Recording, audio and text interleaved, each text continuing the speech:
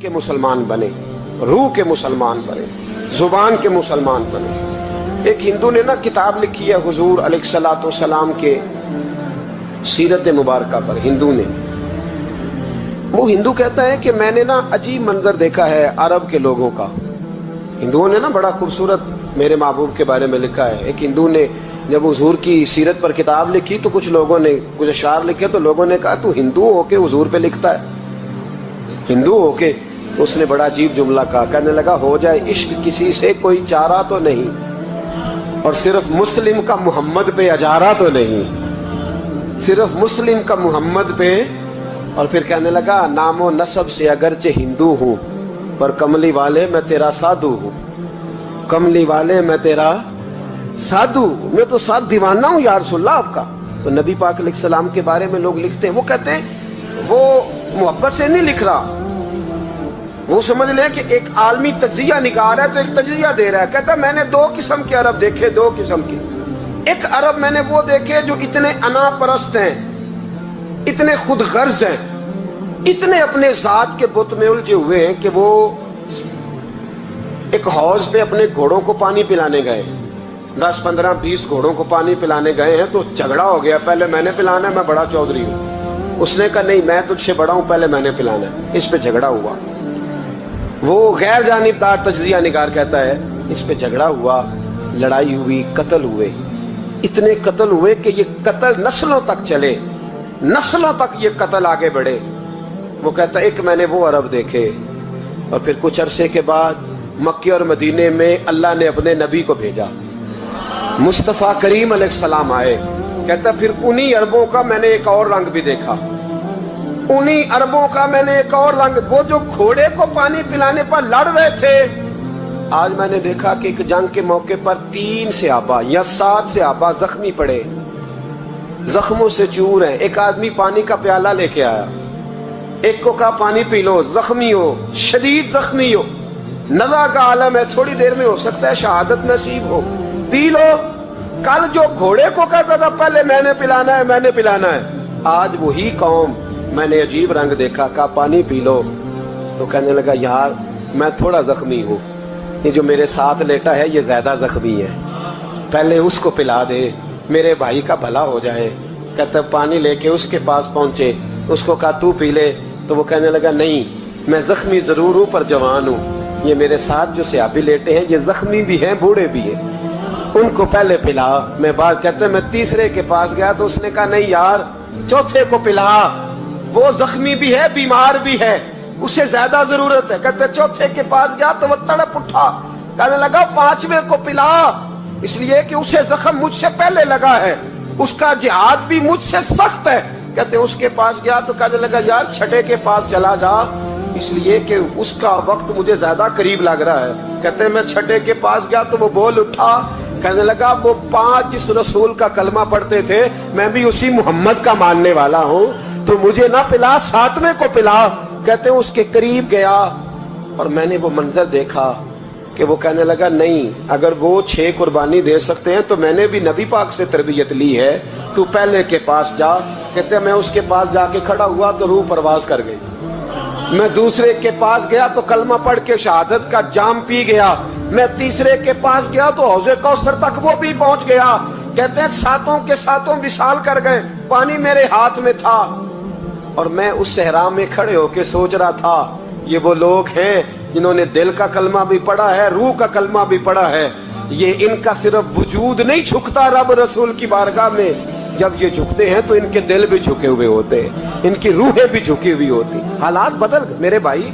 एक जमाना वो था जब हजरत उमर फारूक की लौंडी ने कलमा पढ़ा, हाँ हजरत उमर लौंडी ने कलमा पढ़ा तो हजरत उमर ने उसे उल्टा लटका लिया, दुर्रे मारते। बीबी कहती है उमर मुझे इतना मारते कि मारते मारते थक जाते, फिर पानी मंगाते, पानी पी के फिर मारते, फिर मारते। ये वही उमर है जो कहते जो कलमा पड़ेगा गर्दन काट दूंगा, ये वही उमर है जो कोई गरीब मिस्कीन करीब नहीं फटक सकता था, लौंडी को दुर्रों से मारते, वही उमर कलमा पड़ गए। और पहले तो एक कबीले के सरदार थे ना भाई, पहले एक कबीले के सरदार थे, तो الٹا لٹکا کے مار. چاہیے تھا نا جب امیر المومنین بنتے زیادہ سخت ہو جاتے اور ان کے اندر سختی آتی. اور امیر المومنین بن گئے. 24 لاکھ مربع میل پر حکومت, 24 لاکھ مربع میل کا حکمران, چہرے پہ نقاب پہنا. کنز الاموال میں روایت موجود, وہی عمر جو کل غریب عورت کو دروں سے مارتے ہیں, وہی عمر. انقلاب آ گیا, سوچ بدل گئی, نگاہ اور دل مسلمان ہو گئے. عمر گزر رہے ہیں, ایک گھر سے بچوں کے رونے کی آواز آئی. چہرے پہ نقاب پہنے عمر رک گئے. افلا غلام ساتھ تھا. کہنے لگے پتہ کر کوئی مسئلہ ہے. دروازے پہ دستک دی. بی بی تیرے بچے کیوں روتے؟ کہنے دوڑ جاؤ. کون ہوتے ہو؟ تمہیں کیوں بتاؤں؟ غریب ہر ایک کو نہیں داستان بتائیں. ابھی ایک جماعت آ گئی, مجھے بتاؤ میں حل کروں گا. پھر دوسرا آ گیا زخم ٹٹولنے, مجھے بتاؤ میں کس کس کے سامنے زخم کھولیں, کس کس کو بتائیں. بی بی کہنے لگی جا دوڑ جا. درجنوں آتے ہیں, روز پوچھتے ہیں, پوچھ کے تو بھی جا. آدھی رات کو تو کون ہے؟ حضرت عمر منت کرنے لگے, کہنے لگے بی بی تیری مہربانی بتا تیرے بچے کیوں روتے ہیں. تو عورت تڑپ کے بولی, کہنے لگی تو نہیں جاتا تو سن پھر. میرے بچوں کی غلطی یہ ہے کہ یہ غریب بھی ہیں اور یتیم بھی ہیں. ان کی غلطی ہے کہ ان کا باپ چلا گیا ہے. ان کی غلطی یہ ہے انہوں نے غریب گھروں میں پرورش پائی ہے. ان کی غلطی یہ ہے کہ ان کا دادا رئیس نہیں تھا. ان کی کوتاہی یہ ہے کہ ان کا نانا جاگیردار نہیں تھا. ان کی غلطی یہ ہے کہ ان کی ماں جہیز میں کچھ لے کے نہیں آئی. اور کیا پوچھنا ہے؟ حضرت عمر کہنے لگے بہن ماجرا کیا ہے؟ کہنے لگی باپ انتقال کر گیا. عمر جب سے حکمران بنا ہے اس گاؤں میں کبھی اس نے پھیرا ہی نہیں ڈالا, وہ آیا ہی نہیں. میری غریبنی کے بچے ساری ساری رات بھوک سے روتے, وہ کبھی آیا ہی نہیں. یہ غلطی ہے. پہلے تو میں کچھ نہ کچھ ان کو خشک روٹی کھلا دیتی تھی, آج تو گھر میں کوئی شے نہیں. شام سے لے کر پانی اور روڑے ہنڈیا میں ڈالے ہیں, پکاتی جاتی ہوں. کہا تھا چلو سو جائیں گے, اور بھوک بڑی ظالم ہے, نیند بھی نہیں آنے دے.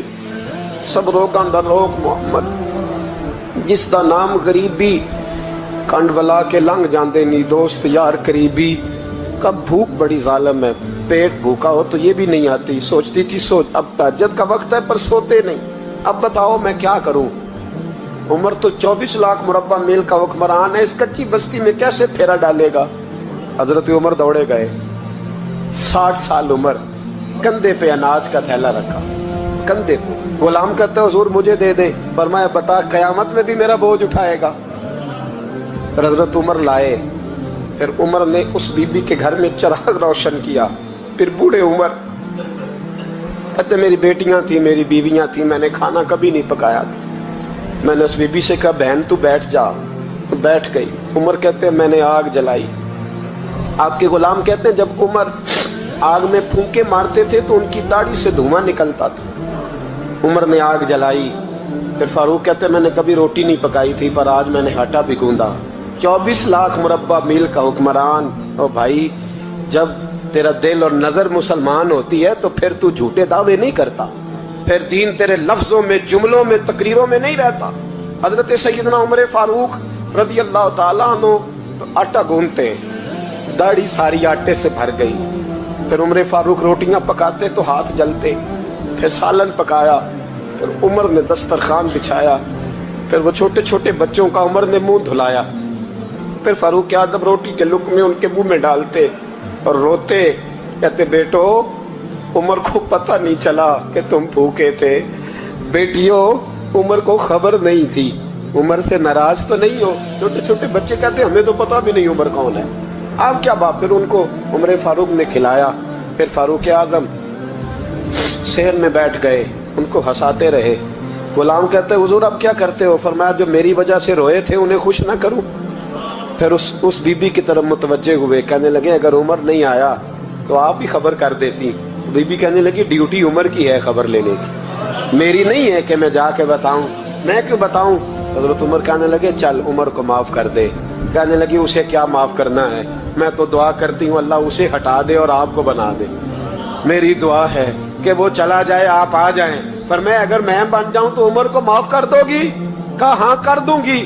حضرت عمر نے چہرے سے نقاب اتارا, फरमाया बीबी मैं उमर ही हूँ, तूने देखा नहीं था, या तेरी दुआ मकबूल हो गई। वो बीबी कहने लगी आपके सामने इतनी जली कटी सुनाई। फरमाया बस एक वादा कर, अगर तूने उमर को यहाँ माफ कर दिया है तो वहां भी माफ कर देना। वहां भी सवाल, शर्त ये है तेरा दिल कितना मुसलमान है। हमारा ये हाल है, हम जुमलों के मुसलमान, लफ्जों के मुसलमान, हम अपने आप को खींच खांच के मस्जिद में ला के 2-4 रखते भी पढ़ ही लेते, पर दिलो निगाह अगर मुसलमान नहीं तो फिर कुछ भी नहीं। देखे ना कितने आला लफ्ज है हदीस में। नबी पाक ने फरमाया मैं उसे अपना मोमिन ही नहीं मानता। सहाबा कहते हैं पूछने लगे थे किसे, तो हुजूर ने दूसरा बार फिर कह दिया, फरमाया मैं अल्लाह की कसम उसे मोमिन नहीं मानता। तीसरा जुमला पूछने लगे तो हुजूर ने फिर बोल दिया, फरमाया मैं नहीं मोमिन मानता। हुजूर किसे? फरमाया जो खुद तो पेट भर के खाए और उसका पड़ोसी भूखा सो जाए। 3 दफा हुजूर ने कहा मैं मोमिन ही नहीं मानता। जितनी मर्जी तस्बीह पढ़े, ना मर्जी रब कहे, तो मेरे भाई याद रखे। रहमतुल्लाह अलैह दरवेश थे दिल्ली के, बहुत सारे लोग मुरीद थे। एक बड़ा खिदमत गुजार मुरीद था, मजदूरी करता था, गरीब था, तो 6 बेटियां थी उसकी। हजरत साहब के पास रोज आके कहता हुजूर बच्चियों के लिए दुआ करें, अल्लाह कोई असबाब पैदा कर दे। एक बच्ची की शादी का खर्चा 1000 दिनार है और मैं गरीब हूँ। हजरत साहब दुआ कर देते। खानका शरीफ के थोड़े ही फासले पर, हजरत जहां बैठ के मुरीदों की तरबियत करते थे, उससे थोड़ा ही फासले पर ना एक ईसाई रहता था, बड़ा मालदार था, बड़ी सारे ऊंट, गायें, भेड़, बकरियां रखी हुई थी, और हजरत शरफुद्दीन रहमतुल्लाह अलैह की बड़ी मुखालफत करता था। और ये जो आपका गरीब मुरीद था, ये उसका पड़ोसी था। एक दिन बुला के ना उनको कहने लगा कि तू किधर जाके जो है वो टकरे मार रहा है, वहां से कुछ नहीं मिलने वाला। वो तुझे क्या देंगे जिनकी खानका खुद चंदे पे चलती है, मदरसा चंदे पे चलता है, मस्जिद चंदे पे चलती है, तेरी बेटी का मामला कहाँ हल होगा? तो उस दरवेश ने कहा कि तू मेरे पीर को नहीं जानता, तू अजय मेरा महबूब नहीं डिठा, तो पता नहीं ना, तू इस रास्ते का मुसाफिर नहीं, तू नहीं जानता। उनका बस चले ना तो वो हर कीमत में मेरी बेटियों की शादी करा दे। अब वो ईसाई था, कहने लगा अच्छा चलो ठीक है, अगर इतनी बात है ना तो जाओ उनसे जाके कह दो कि 6 साल के लिए मेरे साथ मुआहदा कर ले, तो मेरे जानवरों को चारा डाल दिया करे, 6 साल ड्यूटी करे, मैं 6000 दिनार दे देता हूँ। वो मेरे साथ 6 साल मेरे जानवरों को चारा डाले, रखते हैं ना आप चारा डालने के लिए एडवांस पैसे दे के। अब तो लोग उन्हें भी गुलाम ही बना लेते हैं, बड़ी थोड़ी तनख्वाह देते हैं, जुल्म करते हैं, पूरा मुआवजा नहीं देते। हजरत शेख शरफुद्दीन के बारे में वो कहने लगा जो अपने पीर से जाके कह के मेरे जानवरों को 6 साल चारा डाले, मैं 6000 दे देता हूँ, तू जो कहता है हर कीमत पे जाने को तैयार है। उसने जब ये बात की तो मुरीद ने नाराज हो गया, वो लड़ाई हो गई, गिरबान पकड़ लिया, झगड़ा हुआ, बात बड़ी दूर गई। इस तरह की बात करता मेरे हजरत के बारे में, तेरे जैसे कई मैं वहां काम पे रखा दूं। जब वो बड़ी बहस हुई, बात मोहल्ले में, इलाके में फैल गई, दुनिया ने सुन ली, तो शेख शरफुद्दीन तक भी पहुंच गई। इस तरह झगड़ा हुआ है। लोग सो गए इशा की नमाज के बाद। हजरत साहब ने ना सर पे कपड़ा लिया, उस ईसाई के दरवाजे पे दस्तक दी, वो बाहर आया, फरमाने लगे लोग तो सोच समझ के मुलाजम रखते हैं, तूने भी तो सोच ही लिया होगा, तभी तो मुझे ऑफर की है। तू अपनी ऑफर पे कायम है? वाकई मुझे रख लेगा और 6000 दिनार दे देगा? कहने लगा जा बाबा काम कर अपना। फरमाया नहीं, तूने इतने लोगों में बात की, इतनी बहस हुई, तो कायम है? कहने लगा मैं तो कायम हूं, पर आपने नहीं कायम रहना। फरमाया मैं सोच समझ के आया हूं। उसने कहा आप ड्यूटी करेंगे, भैंसों को चारा डालेंगे? फरमाया एक शर्त, बस जब अजान हो जाए ना तो मुझे रब की नमाज पढ़ने की इजाजत दे देना, बाकी सुबह शाम जो तू कहेगा। अगर उस गरीब की बेटियां ब्याही जाए तो मुझे और क्या चाहिए? उसकी 6 बेटियों का बोझ है उसके सर पे, तू मुझे रख ले। अल्लाह अकबर। वो कहने लगा चले पे मेरे साथ खते बंदगी कर ले। आजकल हम स्टाम करते हैं, उस जमाने में खते बंदगी होता था, गुलामी का खत। काजी शहर के पास, यानी उसका ख्याल था कि चलो स्टाम की बात करूंगा तो भाग जाएंगे। फरमाया चल मैं तैयार हूं। काजी तक गए, तय हो गया, 6000 दिनार दे दिए। हजरत ने मुरीद को बुलाया, फरमाया पुत्र ये ले जा मेरी बेटियों को रवाना कर दे। कहने लगा हुजूर ये क्या कर रहे हो आप, कुछ सोचे? फरमाया यार जब तुझे बेटा बना लिया तो फिर मेरी पोतियां तो लगती हैं ना, मेरा हक तो बनता है ना, जाके ड्यूटी कर, उनको ब्याह दे। बात फैल गई, बादशाह भी अकीदतमंद था, वो 12000 दिनार लेके पहुंचा। کیا بتاؤں ان رب کے بندوں کا دل کیسا ہوتا ہے, کیا درد ہوتا ہے, کیا رنگ. 12,000 دینار لے کے بادشاہ آیا اور آگے حضرت کو پیش کیے کہ حضور آپ دیں اس عیسائی کو ڈبل دیں اور جائیں کام کریں. آپ فرمانے لگے تو پیسے دے, شرطیں نہ لگا, میرا جہاں دل کرے گا میں خرچ کروں گا. مجھے تو مزہ ہی اب آنے لگا ہے, ابھی تو لطف آ رہا ہے, ابھی تو ذائقہ آیا ہے کچھ کرنے کا. پیسے دینے یا تو دے, پابندی نہ لگا, جہاں میرا دل کرے گا میں. اس نے کہا حضور ٹھیک ہے رکھ لے. حضرت نے فجر مسجد میں پڑھی, جیب میں 12,000 دینار تھے. اعلان فرمایا بھی کسی اور کی بیٹی بھی بیٹھی ہے تو پیسے میرے پاس ہے. وہ 12,000 دینار بھی بانٹ دیا اور 12,000 دینار بانٹ کے نا تو پھر چلے گئے کھیت میں چارہ کاٹنے.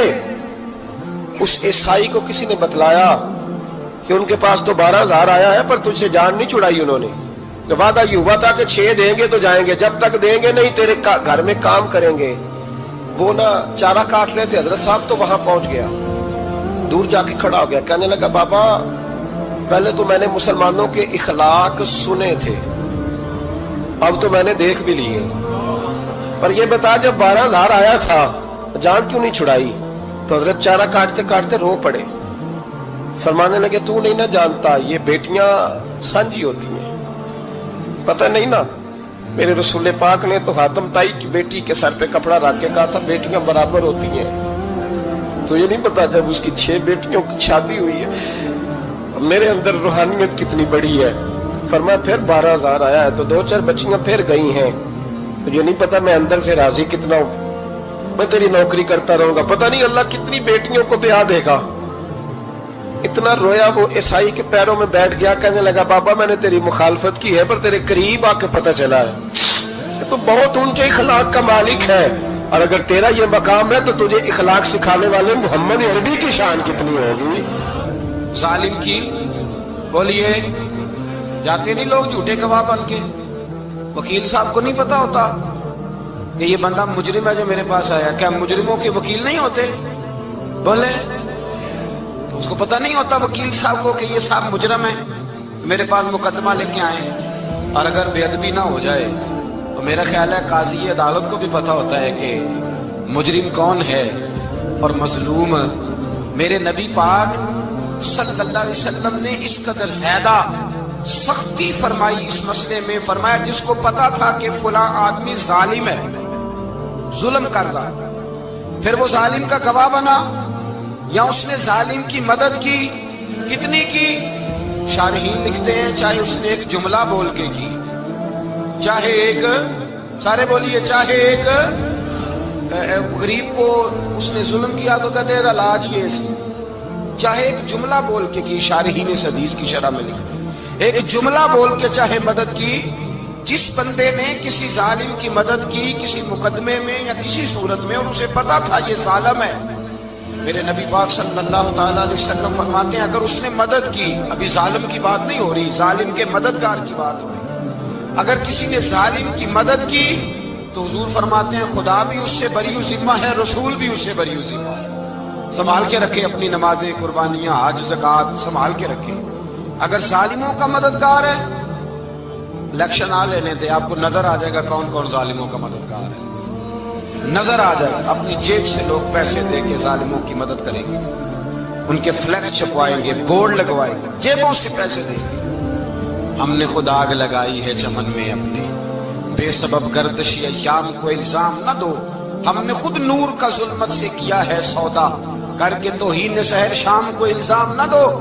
ظالموں کے مددگار میدان میں آ گئے, یہ چھوٹا لفظ نہیں. میرے حبیب پاک صلی اللہ علیہ وسلم نے فرمایا جو ظالم کا مددگار ہے سن لے, جو سجن کے ساتھ کچہری جاتا ہے, وہ یاد رکھے جو دوست کا گواہ بنتا ہے, وہ یاد رکھے جو کہتا ہے میں مانگی گیا تھا, مجھے بلایا گیا تھا قبضہ چھڑانے کے لیے کسی غریب بیوہ کی جائیداد پہ, کب وہ سن لے تو مدد کر کے نہیں آیا, تو خدا کے ذمے سے نکل گیا. رسول پاک نے فرمایا تیرا میرا تعلق ختم ہو گیا, تو ظالم کا مددگار ہو گیا.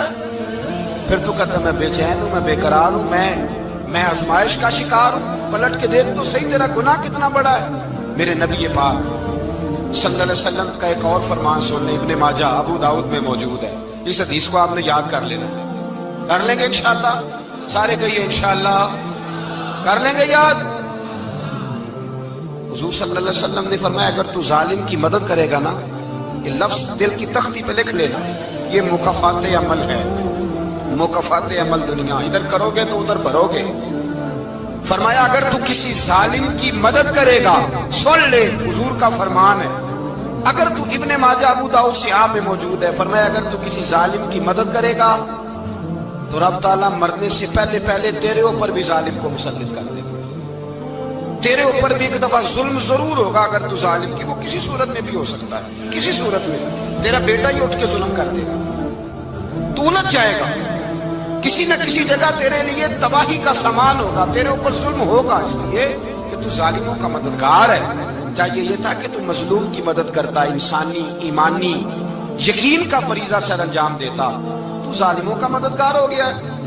ٹٹول کے دیکھ لیں، رزلٹ نکال کے دیکھ لیں، ہمارے زمانے میں ظالموں کے مددگار زیادہ ہیں، اتنی لمبی زبانیں نکال کے ظالموں کی مدد کرتے ہیں، بڑے بڑے کالم نویس اللہ نے انہیں قدرت دی لکھنے کی، تو اپنا قلم ظالموں کی مدد میں خرچ کرتے ہیں۔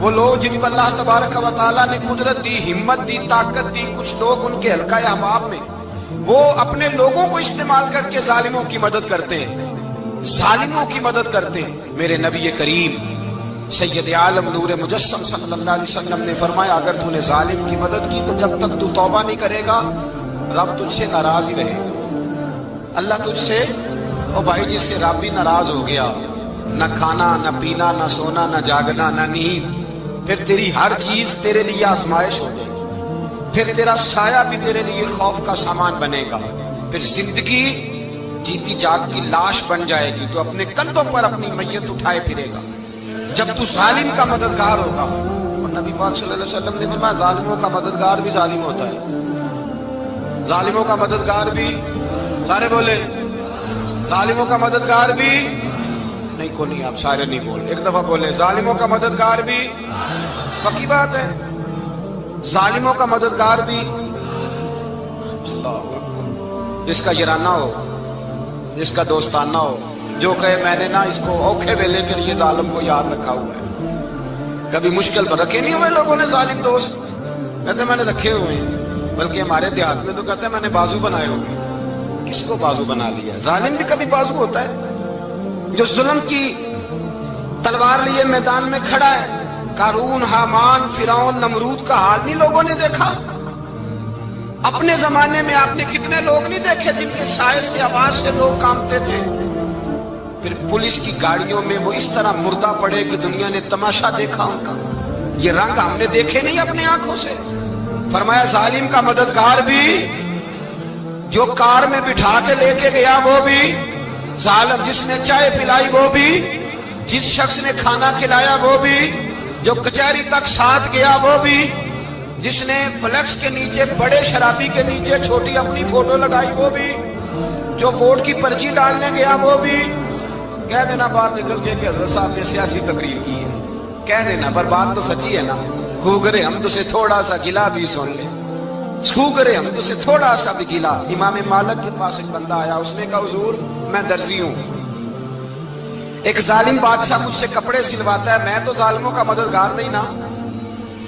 ایک ظالم بادشاہ مجھ سے، حضور میں تو مددگار نہیں نا ظالموں کا، جو فرمایا ظالموں کا مددگار بھی ظالم ہوتا ہے، تو کپڑے لے کے آتا ہے میں سی کے دے دیتا ہوں، ذمہ داری نہیں سمجھے۔ یہ ایک آدمی دکاندار ہے، اس سے کوئی بندہ چیز خریدنے آئے گا تو تھوڑی کہے گا میں نے نہیں دینی، تو دے گا۔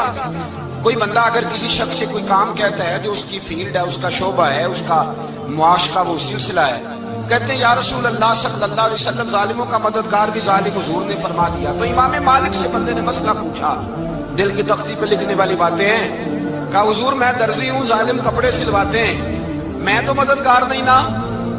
امام صاحب کہنے لگے نہیں، مددگار تو وہ ہوگا جو تجھے سوئی دھاگا فراہم کرے گا، تو پورے کپڑے سی کے دیتا ہے، تو خود بہت بڑا ظالم ہے، تو پورے سوٹ سی کے دیتا ہے، تو بہت بڑا ظالم خود ہے۔ مددگار تو وہ ہوگا جو تجھے دھاگا دے گا، جو تجھے بٹن دے گا، جو تجھے نلکی دے گا۔ جو ظالم سے اتنی نفرت ظلم کر کے بندہ ہے، یہاں تو ہمارے زمانے میں ہیرو بن جاتے ہیں لوگ، ظالم ہیرو ہے، لوگ اس سے ڈرتے پھرتے ہیں، گھومتے پھرتے ہیں، اور بہت سارے کم مزاج لوگ اس کے پیچھے ہاتھ باندھ کے پھرتے ہیں۔ ظالموں کی مدد کرنا، ظالموں کے ساتھ رہنا، یہ ظلم ہے، ظلم، یہ زیادتی ہے۔ میرے نبی پاک صلی اللہ تعالی علیہ وآلہ وسلم نے ارشاد فرمایا یاد رکھو رب فرماتا ہے میں مظلوم کی مدد ضرور کروں گا، چاہے جلدی کروں چاہے دیر سے کروں، میں مظلوم کی مدد۔ حضور صلی اللہ علیہ وسلم نے فرمایا ہے، حضرت معاذ بن جبل کہتے ہیں حضور نے مجھے یمن کا گورنر بنایا، جب میں جانے لگا نا تو حضور نے بڑی نصیحتیں کی، بخاری میں موجود ہے، فرماتے ہیں جب میں پلٹنے لگا تو میرے رسول نے فرمایا معاذ ایک منٹ ٹھہر جا، ایک بات میری یاد رکھنا، اس کو نہ بھولنا۔ کہا حضور کیا؟ فرمایا دیکھنا کسی پہ ظلم نہ کر بیٹھنا، کہیں تجھ سے زیادتی نہ ہو جائے۔ محبوبہ پھر حضور نے فرمایا سن میرے معاذ میں تجھے گورنر بنا رہا ہوں، زیادتی نہ کر بیٹھنا۔ یا رسول اللہ صلی اللہ علیہ وسلم کیا ہوتا ہے؟ تو میرے کریم نے فرمایا جب مظلوم دعا کے لیے ہاتھ اٹھاتا ہے تو عرش کا مالک کہتا ہے فرشتوں پیچھے ہٹ جاؤ، عرش کا مالک کہتا ہے فرشتوں پیچھے ہٹ جاؤ، دروازے کھول دو۔ فرمایا مظلوم اور رب کے درمیان شے حائل کوئی نہیں ہوتا۔ مولا رومی رحمت اللہ علیہ فرماتے ہیں ایک دن نا شیر نے، کہتے ہیں شیر نے ایک دن نا ریچھ کو ساتھ لے لیا اور ساتھ لے لیا لومڑی کو، اس نے کہا اور شکار کرنے چلے، چلو جی، تو شیر کی مہربانی ذات لے لیا ہے، حالانکہ اس کو کسی کی مدد کی ضرورت ہے، وہ تو بادشاہ ہے، بادشاہ سلامت نے ساتھ لے لیا، شکار کیا 3 چیزوں کا، ایک شکار کیا خرگوش، ایک ہرن، ایک گائے۔ اب وہ شکار کر کے واپس آئے تو جو ریچھ تھا نا اکڑ اکڑ کے چلنے لگا کہ بادشاہ کے ساتھ میں بھی تھا، یعنی شکار میں میرا بھی حصہ، اور شیر بھی سمجھ گیا بات کو کہ اس کا دماغ خراب ہو رہا ہے، حالانکہ میں نے تو ویسے ہی ساتھ لیا۔ وہ ریچھ صاحب بھی نا تگڑے ہو گئے، انہوں نے کہا اوہو میں ساتھ ہی تھا کہ اب بادشاہ نے تو ویسے ساتھ لیا تھا کہ چلو 2-4 آدمی مل کے، تو وہ پیر بارش شاہ صاحب رحمت اللہ تعالیٰ علیہ سے کسی نے کہا کہ آپ کے جو شیخ ہیں آپ کے مرشد ہیں آپ کو بلا بلا کے مشورے لیتے ہیں کام لیتے ہیں تو آپ تو بڑے خوش نصیب ہیں، تو انہوں نے کہا ہیر ہس بولے تے دی مہربانی ورنہ رانجے تے لاڈ ہی لڑاونے نے۔ انہوں نے کہا ٹھیک ہے اگر اس نے مہربانی کر دی ہے تو اس میں میرا نہیں، ان کی نظر شفقت ہے، ہیر ہس بولے تے او دی مہربانی، انہوں نے مہربانی فرمائی ہے تو بڑی کرم نوازی ہے، ورنہ من آنم کے من دانم، جو میں ہوں اس کا مجھے پتا تو ہے ہی نا، تو میں اس میں اپنے آپ کو اتنا بڑا نہیں سمجھ۔ اس نے نا شیر نے بھانپ لیا، اس نے کہا کہ اس کے ذہن کے اندر بات آ رہی ہے کہ شاید میں کو بلا ہوں، تبھی تو مجھے اسپیشل بادشاہ نے کہا کہ چاہے میرے ساتھ شکار کرنے میں ہے کوئی میرے اندر بات۔ اللہ اکبر۔ اس نے نا آ گئے بیٹھ گئے، اس نے کہا اس سے بادشاہ نے کہ کیا کرنا ہے، اب شکار تو ہو گیا ہے، تو اس کے اندر تو سودا سمایا ہوا تھا نا، اس نے کہا جی کرنا کیا ہے، بانٹ کے کھانا چاہیے، بانٹ کے کھانا چاہیے۔ اس کو بڑا غصہ آیا، اس نے کہا اچھا تو مجھے کمزور سمجھتا ہے، میں جو چاہتا تھا کر سکتا تھا، میں نے تو عذرائے محبت تجھے عزت دی ساتھ لے لی یار، تو بن کے ہی بیٹھ گیا ہے۔ اس نے کہا اچھا بانٹ کے کھانا چاہیے، کہا بالکل، کہا چلو بانٹو، پھر کیسے بانٹنا ہے۔ ہرن کا اور بکرے کا گوشت ایک جیسا ہوتا ہے، بلکہ ہرن کا زیادہ مہنگا ہوتا ہے، لذیذ ہوتا ہے۔ اب اس نے تقسیم کیسی کی دی، اس نے چلاکی کرنی چاہیے، کہنے لگا جی تقسیم سیدھی سی ہے، آپ بڑے ہیں، گائے آپ کی، 3 جانوروں کا شکار ہوا نا، گائے، ہرن اور خرگوش، کہنے لگا آپ بڑے ہیں، گائے آپ کی، میں درمیانہ ہوں تو ہرن میرا، اور لومڑی چھوٹی ہے تو خرگوش ہے لومڑی کا۔ اس نے کہا تیرا بھلا ہو جائے، کیسی تم نے تقسیم کی ہے۔ اس نے مارا پنجا اور ریچھ کو بھی مار دیا۔ اس نے کہا تو عجیب آدمی ہے بھائی، تجھے تو ذرا موقع دیا ہے تو تو نے ہاتھ ہی وہاں ڈال لیا ہے جہاں بالکل تیرا بنتا ہی نہیں تھا۔ اللہ اکبر۔ اس نے کہا اچھا مر گیا۔